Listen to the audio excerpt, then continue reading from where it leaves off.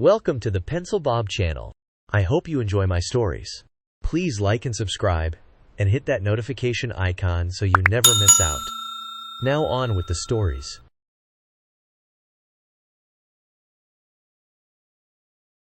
Alright, let me tell you about this crazy thing that happened to me back in the late 70s when I was working at this golf course during my college days.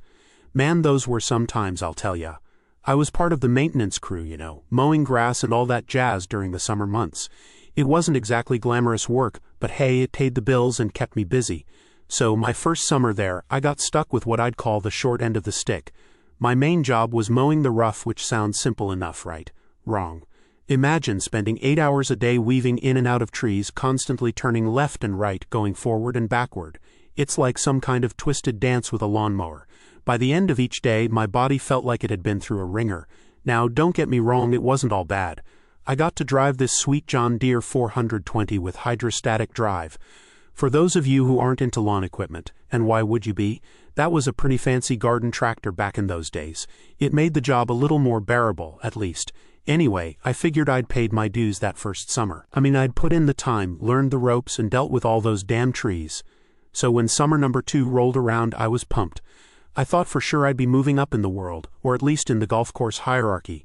Getting those cushy jobs like mowing the fairways and greens. Easy street, right? Well, life had other plans for me, and by life I mean the golf course management. See, they went and hired this kid, and not just any kid, mind you. No, this was the son of one of the board members. Talk about nepotism, am I right? So this newbie waltzes in and gets handed all the primo jobs, the fairways, the greens, the works, and there I am, still stuck dodging trees like some kind of demented squirrel with a lawnmower. But wait, it gets better, or worse, depending on how you look at it. Not only did I not get the promotion I was hoping for, but I found out this new kid was making 75 cents more an hour than me. 75 cents. Now I know that doesn't sound like much these days, but back then that was a pretty decent chunk of change. And the kicker, when I asked about getting a raise myself, I was told there wasn't any money in the budget. Yeah, right. Needless to say, I was pretty ticked off. Here I was busting my butt for the second summer in a row, still stuck with the worst job, and watching some rookie cruise around making more money than me. It was enough to make a guy consider a career change, or at least consider some petty revenge. Now, I'm not usually the type to hold grudges or anything like that, but man, this situation was really getting under my skin. Every time I saw that kid cruising by on his fancy mower cutting those pristine fairways, it was like salt in the wound. I kept telling myself to let it go, that it wasn't worth getting worked up over. But you know how it is when something just eats at you day after day. So there I was, one sunny afternoon out mowing the driving range. It was hot as blazes, and I was sweating buckets just going back and forth. And then, wouldn't you know it, my engine starts making this weird knocking sound.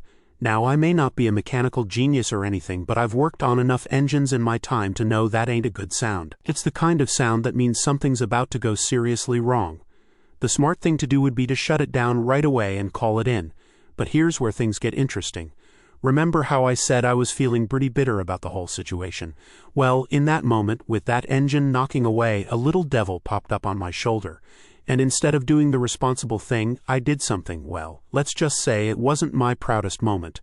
I threw that throttle wide open. Yep, you heard me right. Instead of shutting it down, I cranked that sucker up to 11. The engine was screaming, the knocking got louder and louder, but I just kept on mowing like nothing was wrong. Now I knew exactly what I was doing. I knew that engine was on its last legs, and I was pushing it way past its breaking point. But in that moment, all I could think about was how unfair everything had been, how I'd been passed over and underpaid. It was like all that frustration and anger just came bubbling up, and I took it out on that poor John Deere.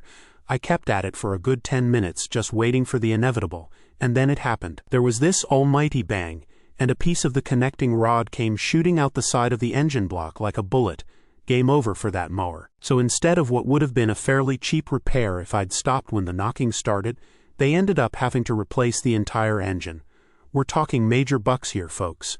And the best part, nobody ever knew it was anything other than an accident. As far as they were concerned, the engine just gave out while I was doing my job. Now, I'm not saying I'm proud of what I did. Looking back, it was pretty childish, and definitely not the most mature way to handle my frustration. But I'd be lying if I said I didn't feel a little bit of satisfaction at the time. It was like my own little way of sticking it to the man. Every now and then when I'm reminiscing about my college days or driving past a golf course, I think back to that summer and I can't help but chuckle a little. It's one of those stories that probably shouldn't be funny, but somehow still is. I mean, can you imagine the look on their faces when they saw that busted-up mower? Priceless. Of course, I never told anyone about it at the time. I just played dumb, acted all shocked and upset about the broken mower. I even helped them load it up to take it to the repair shop, all the while knowing exactly what had happened. It was like my own little secret. Looking back now, I can see how ridiculous the whole thing was. I mean, getting that worked up over a summer job. But I guess when you're young and feeling like the world's against you, sometimes you do dumb things. It's all part of growing up, right? In the end, I finished out that summer and moved on to other things. I never did get to mow those fairways or greens, but I guess I got my own kind of satisfaction. And hey, at least I've got a pretty good story to tell at parties now. So there you have it, folks. My tale of petty revenge on a golf course. Not exactly my finest hour, but definitely one of the more memorable moments from my college days. Just remember, if you ever hear your lawnmower start making funny noises, do the smart thing and shut it down. Unless, of course, you're looking to stick it to your boss, but you didn't hear that from me.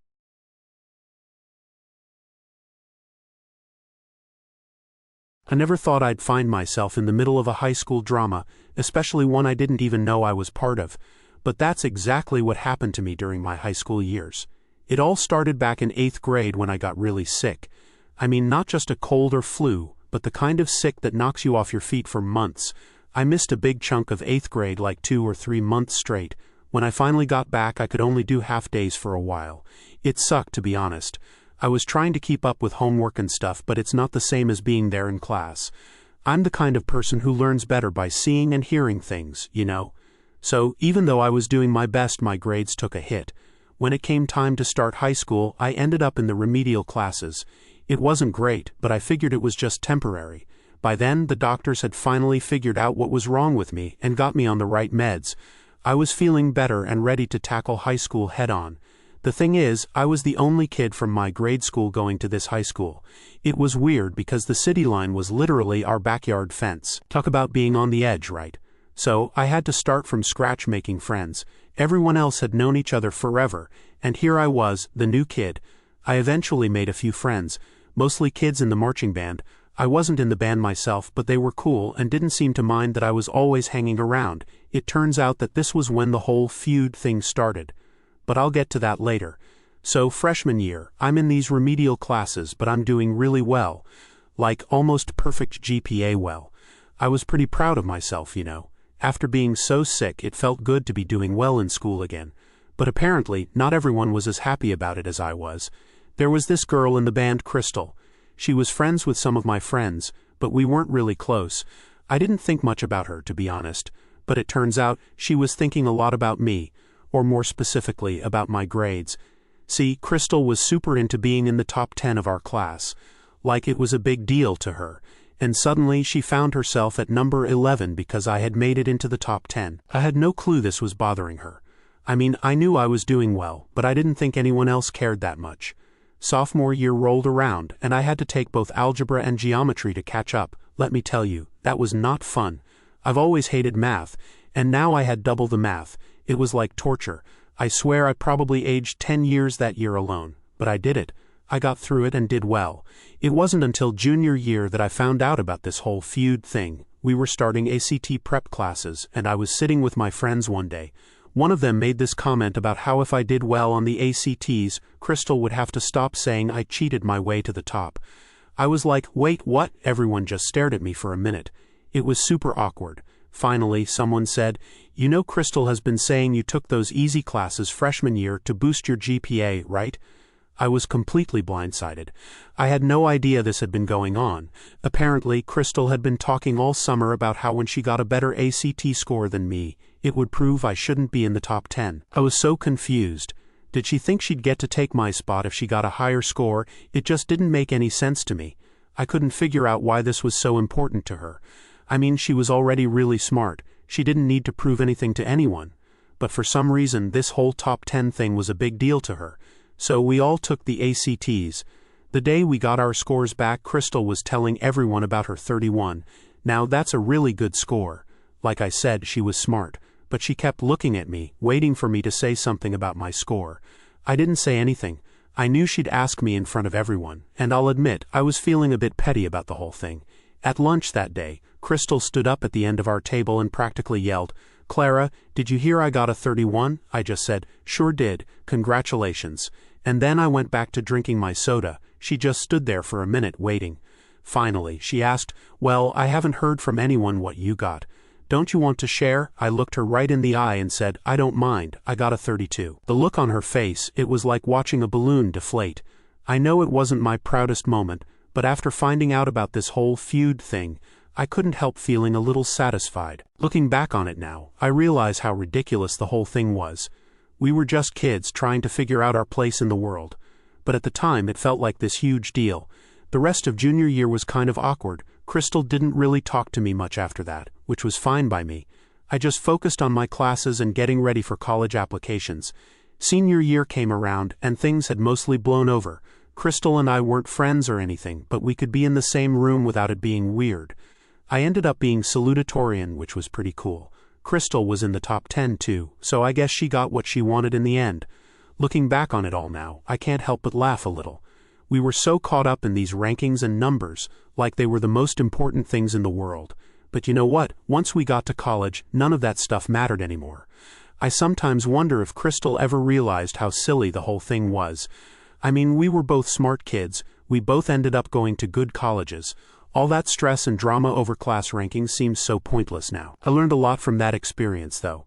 Not just academically, but about people and how they can get so fixated on something that they lose sight of the bigger picture.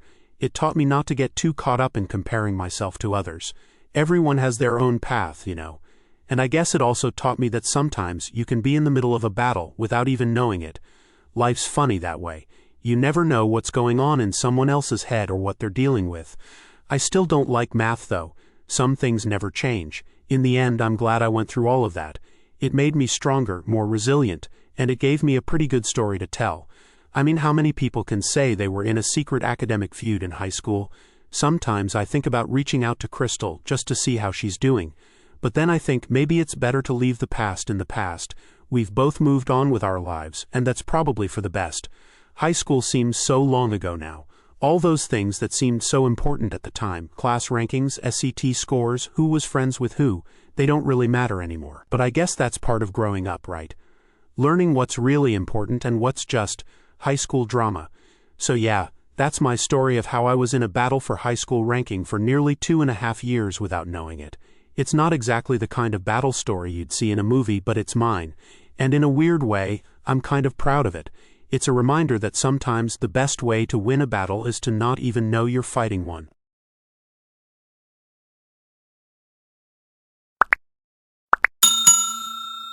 I would like to thank you for watching the video to the end.